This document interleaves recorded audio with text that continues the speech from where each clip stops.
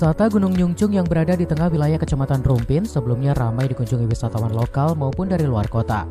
Namun, semenjak pandemi COVID-19, kawasan wisata ini tampak sepi. Terlihat bangunan warung yang terbuat dari bambu dan spot foto yang ada di area wisata ini pun sudah mulai rusak.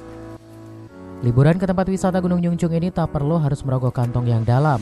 Namun pengunjung yang datang ke tempat wisata ini hanya membeli tiket masuk sebesar Rp5.000 dan bisa menikmati suasana pemandangan alam pegunungan dan juga foto selfie. Dia, salah seorang pengunjung warga Sawangan Depok, mengaku dirinya datang bersama teman-temannya liburan ke wisata Gunung Nyungcung. Selain harga tiket terbilang murah, juga bisa menikmati pemandangan alam dari atas bukit. Iya, Sawangan. Sering kesini apa gimana? Iya, sering. Nah, nih. Karena sunsetnya enak, Om. Sunsetnya enak, Pak. Pemandangannya bagus gitu. Lagian juga dekat juga kan sama rumah. Gitu. Setiap hari weekend Pak gimana? Setiap hari kalau lagi libur sih. Dari Rumpin, Kabupaten Bogor, Suhanda Abriji melaporkan.